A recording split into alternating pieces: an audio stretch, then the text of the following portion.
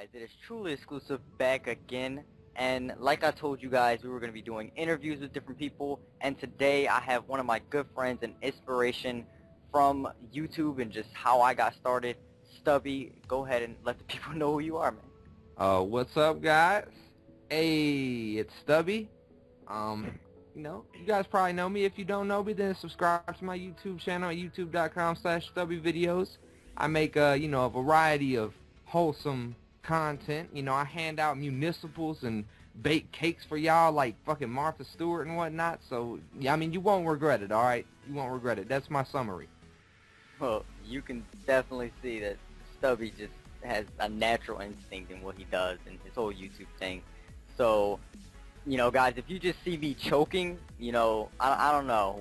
I'm just a person just like you guys, So when I get around people that, I looked up to, I just get as choked up as you guys. So, Stubby, the first thing I want to ask you is, where did the name Stubby come from? Well, that one hits me kind of, it's a low blow because, back in my Halo 2 days, a lot of people, if they beat me or, the game was over and in the post-game lobby, it would be a lot of, oh, snap, your gamer tag, Stubby, what that mean? You got a small dick? Is you short? And believe me, the only response I could utter to that is, bro, you so late. You so late on that one. But actually, I'm not short. I'm about 5'11".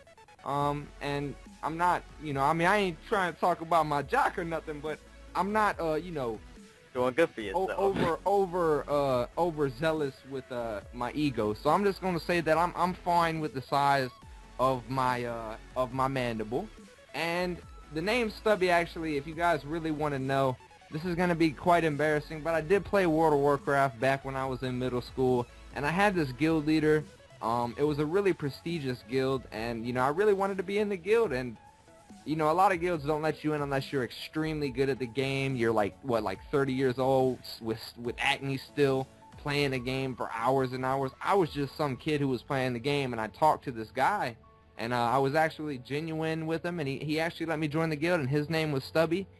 He ended up moving to Hawaii and selling his account, and I was like, you know what, man, I'm repping for that dude. I'm carrying the torch in Stubby's name, and also, it's just a cute name.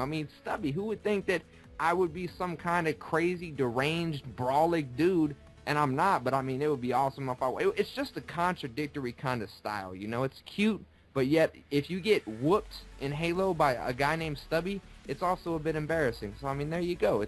It's awesome. So, you're just carrying on what happened from this guy. That's actually really cool that you decided, okay, well, he was an amazing guy, I'm gonna be an amazing guy, and now you're Stubby, and you do your thing on YouTube and everything like that. And that's actually gonna bring us into my next point, which is, where did YouTube come from, and what was your first videos and why? Oh man, this is gonna be a long answer. I was actually, I loved Halo ever since Halo CE. Back when I was I don't even know how old, I was a young ass little kid. I got to play an Xbox for the first time, and the first game I played was Halo CE, the first one, and I didn't really know what was going on. I just played through the campaign. But when Halo 2 came out, that was the mecca. That was like the one that kick-started it off. Like those kids that have like billions of shoes, like it was like the first pair of Jordans, and the dude is like getting all giddy and like freaking out and foaming at the mouth like, mama, you gotta get me some more new Jordans next Christmas, please. You gotta do that shit for me, mama.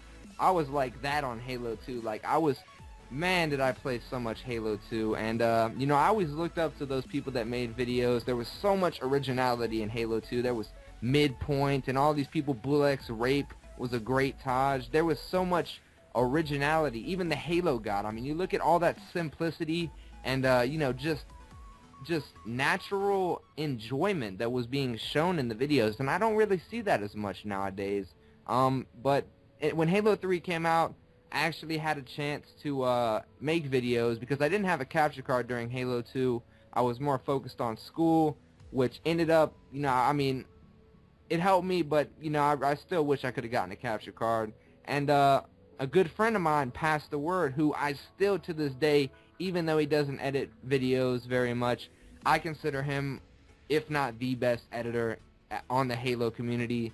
And I was talking to him, and he actually wanted to edit a video for me, or I convinced him to. I basically kind of just begged him, and it was called Off the Chain. So if you guys haven't seen it, it's called Stubby Off the Chain, a Halo 3 montage edited by Pass the Word. Amazing editing. It was some of my leftover gameplay, but it was still really sick.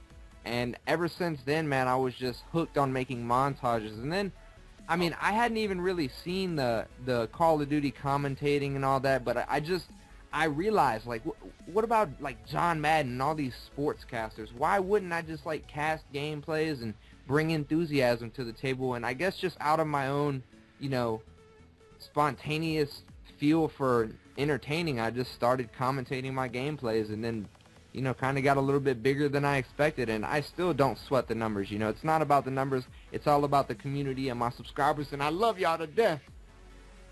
Yeah, you definitely have your own style for sure, and the idea you have of, you know, just commentating your gameplay and bringing in what, you know, all the other sports, as you can call it, has into the gaming community. I can't name one person or one person in the Halo community that commentates that has the same style as you. No one. Everyone has to sit down, talk, you know, analyzing montages, whatever it may be. But you know, you do your editing thing, you know, but at the same time, you have your own style, which cannot be mimicked, and, you know, it's just something that makes you in particular just you know, you're Stubby, and that's what you do. So that is really cool to see that, you know, that brung you up, you know, people responded to that. But on that note, another thing that I want to know and a lot of other people want to know is, when you were making your videos, what point were you like, okay, I've grown, I've become a huge channel, or, you know, a big channel, or whatever, you know, I need to keep doing this, you know, my fans enjoy it, I love it, you know, what video or what day or whatever it was, did you kind of decide that? Well, I gotta say, it wasn't really ever a number. Like I said, I don't sweat the numbers. It was rather like when I started getting comments of people just saying nice things, like, man, we love your commentary, you're a nice guy, you know, you make my day. Every time I wake up and I see a Stubby commentary, I get giddy and happy. Just that kind of stuff, man. Making the subscribers happy, you can't beat it, man. It just makes me feel at home. It makes me feel in the zone, you know.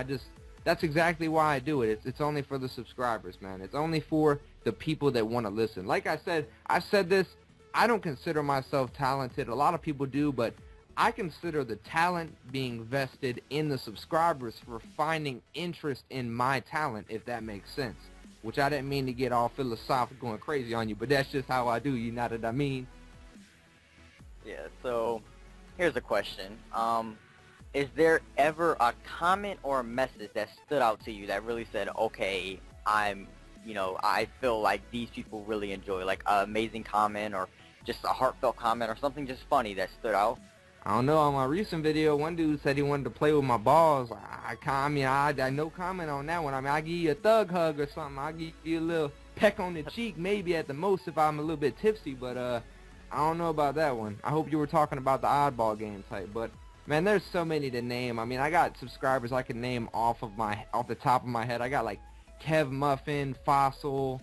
There's just a bunch of people that just comment such nice things, and I can just, you know, just remember them just from what they've said. And those are the people that keep me going, you know. And I could name a lot more, but I'm gonna try and keep it minimalistic, just because, for the sake of time, and, you know, it's your interview. You the owner of the interview, man. I don't want to infringe upon your boundaries. Yeah, I'm definitely fine with you talking. I mean, that's the whole point of this. But another thing is, when you're doing your videos, which videos or topic or whatever it may be, which series or sort of video do you like making the most? Like, which one most appeals to you and your style? Well, I do love editing, and I truly want to be like one of the top editors. My computer kind of sucks. Actually, it really sucks. It's probably one of the worst computers ever, so I can only use Vegas to a very minimal extent. That's why I haven't edited anything really serious quite yet. But other than that, I'd say commentaries, definitely anything where I can have freedom to talk about a subject that I've, suggested for myself, and I can kind of plan in my head what I'm gonna say.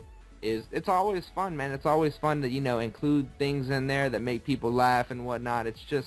it's like freedom, dude. It's freedom of speech, and it's getting it out there to my subscribers and giving them entertainment. Like I said, if I can make one person that subscribed to me have a little giggle here and there or brighten their day up a little bit, then it's all worth it, no matter how much time I spend on the commentary. And I'm not gonna lie, I'm not the perfect commentator. Sometimes I will mess up, stutter, and, you know, have to redo the commentary, but it's all in good fun, like I said. Yeah, definitely. I understand that for sure. Halo 4 recently been released. What are we, two, three weeks, maybe coming on a month at that? I mean, definitely not a month, but Some change. Yeah, 2 and some change. So Halo 4 is out. I know, actually, I was watching one of your videos, and I do believe, you know, tell me if I'm wrong, but did you see the ending before the game came out? Yeah, I did, man, and it was a tragedy. I'm not gonna lie. I shouldn't have, and I just didn't believe that it was really leaked. I was like, man, this dude is bullshitting. Oh shit! I just spoiled it for myself. So yeah, I kind of did. See, I did the same exact thing, and I felt so bad, but I couldn't stop watching, and I was already in too deep. So same situation here. I just wanted to verify the information. So both of us had the same experience going into Halo 4. When you played the campaign, was it what you expected or what you seen, or did that ending, you know, have seen it ruin it as much as you thought? Hell no, man. It was like so much leading up and building up and so many character plot twists, and it was so well done that it did not matter whatsoever seeing the Didact fucking ragdoll Darth Vader Grip Master Chief. None of that shit mattered to me when I played the campaign, just because the story was so well rounded, you know. Like, I only saw the ending and a couple scenes, and to be honest, they was so well rounded that it didn't really matter that I saw the end whatsoever. Yeah, I'm actually glad, because I'm not glad I seen the ending, but I'm glad you can say that, because I do have a similar viewpoint on what happened there. I definitely felt the same coming in. You know, in my mind, I kept thinking, yeah, this doesn't affect anything. I already know what happened at the ending. I was so negative about it. But I can see that, you know, you were really positive about it, so that's always enough. After you got done with the whole campaign and everything, so you finished the campaign, you're like, okay, I'm going into War Games. Was it what you expected? And, you know, what would you have to say is better out of all the Halos? Halo 2, 3, Reach, and 4? Man, I will say this first and foremost. I am a Halo 2 fanatic, fanboy, crackhead, and I'm just biased on that. And, you know, it was the only first-person shooter where it wasn't just position-based. If the person on the opposing team gets the first shot, maybe first 2 shots on you, you can turn around and whip a quick, clutch, accurate quad shot and just clean him off and just dust him off like he's nothing, embarrass him. You can't do that in any other Halo. That's why the skill gap was so huge. I mean, button combos, different clever usages of game mechanics, stuff like that made Halo 2 the best in my eyes. But I will say that I thought Reach was really bad. It was like Halo 4, except they kind of like did it extremely wrong. But I'll say that Halo 4 is a great addition to the Halo series. It is truly Halo Reborn, but there are some flaws, and I don't really want to get too into the flaws. They're doing their best, man. A lot of people are making videos bashing the shit out of them with the fucking hammer. Like, I'm talking, they're walking up in there with the sledgehammer and just tearing it all down. They're like, we renovating this house completely, just busting everything down. They don't need to be doing that, because they are still patching a whole lot of things. I made a video about this complex glitch with the oddball, even on Haven. It was on multiple maps, and the day I made that video, they patched it. It's like, you gotta give it time, you know? Like Tranquility said in one of his videos, we're basically playing a Halo 4 beta right now. They're still patching a lot, and there are a few weapons also that I think are a bit, not overpowered, but just a little bit, they need to be tweaked, you know what I'm saying? The bolt shot perhaps should have a little bit longer charge time if you just switch to it, because, I mean, I've seen people just... I think it's I think when they released the bulletin this week, they said that it was the #1 weapon used, or most powerful. It was something along those lines, but the bolt shot was I believe it, because before you can even get 5 shots off with your DMR, or your BR, or your light rifle, they're going to be able to charge up that bolt shot and just whip it right at you. They can let you get a shot on them, whip it out, charge it up, and kill you before you can kill them. It's just a little bit ridiculous, but I'd say that Halo 4 is a brand new, shiny, reborn Halo, and I'm loving it, man. Halo 4 is a great game. Like I said, every game has its flaws, but people don't need to be coming in with a sledgehammer. Maybe a little tiny chisel. They need to come in with a chisel like they're doing some work on Mount Rushmore or something, because it's not that flawed, you know? People are trying to make reasons to hate the game nowadays. It's a bit ridiculous. Back when Halo 2 was around, they weren't doing that, because there were a few people that hated button glitches, but what are you gonna do? I mean, everybody can use button glitches. You just gotta learn it. Everybody can use everything in Halo 4 equally. It's pretty much the same thing. I mean, like you said, you know, with the whole game mechanics and just being a smarter player and understanding the game, I think that is what made Halo 2 an amazing game. Like you said, so Halo 4 doesn't necessarily offer that. I mean, the DMR takes a little bit of skill, I guess. I mean, if you miss, you miss. The light rifle just brings in a whole new, you know, just a whole new idea into the game. I personally don't use it that much, but I understand why it's there and, you know, what it's able to do. You know, one thing I did want to get other people's opinion on is, do you think that there should be a playlist, at least one, where when you are shot, you are zoomed out? Because we've yet to see that and how it plays in Halo 4. Oh man, I think they should have a complete option to where you can just change it, because I've had so many times with the sniper just being scoped in and, you know, picking up a triple, not being able to get the overkill because I couldn't scope out. I tried to scope out and I'd scope in even further. I think that it's something that I can't even get used to. You know, I'm so used to being knocked out of the scope and having to readjust. It's something that I feel I benefit from, you know. So I believe that's exactly what you know, I'd like to see as a playlist with either that or, you know, some minor changes, maybe the BR and the DMR being 4-shot, or maybe just the BR. I'd love to see that, because I think the DMR is a lot better than the BR just because of the BR having a spray. Same for the light rifle, it has a spray. Besides it being zoomed in, the light rifle is the best long-range rifle. Being zoomed in, it does kill a lot quicker, but the DMR versus the BR is no contest. In my opinion, the DMR is better. Yeah, I can definitely agree with that. You know, my starting loadout's always DMR just because I feel like it's a more consistent weapon, long range and short range. Don't have to worry about not being able to be consistent. But I actually think that is going to be all the questions. I do want to let you leave out any, you know, final statements, and make sure you tell everyone your Twitter, Facebook, whatever you want to tell them. So go ahead and do that. Alright guys, like I said, man, Stubby here. Interview with Truly Exclusive. Thank you so much for doing this with me. I love any chance to bring entertainment into people's lives. My Twitter is twitter.com/@StubbyVideos. My Facebook is facebook.com/YouTubeStubbyVideos. And of course, my YouTube is youtube.com/StubbyVideos. Subscribe, like, favorite, follow, anything you want to do. Tickle me, except in weird places. You can't do that without my permission. And y'all just have a wonderful day. I want y'all to go out and find a fine girl like Rose from Titanic, like Leonardo did, and draw that bitch naked, alright? Now, if you guys have ever in your life seen a better outro than that, then just dislike this video right now. Like, I'll openly let people dislike this video if you have ever seen a better outro than that. So, on that note, I hope you guys enjoyed the video. Please take the time to check out his channel. All links and everything will be below. And, like, whatever you want to do.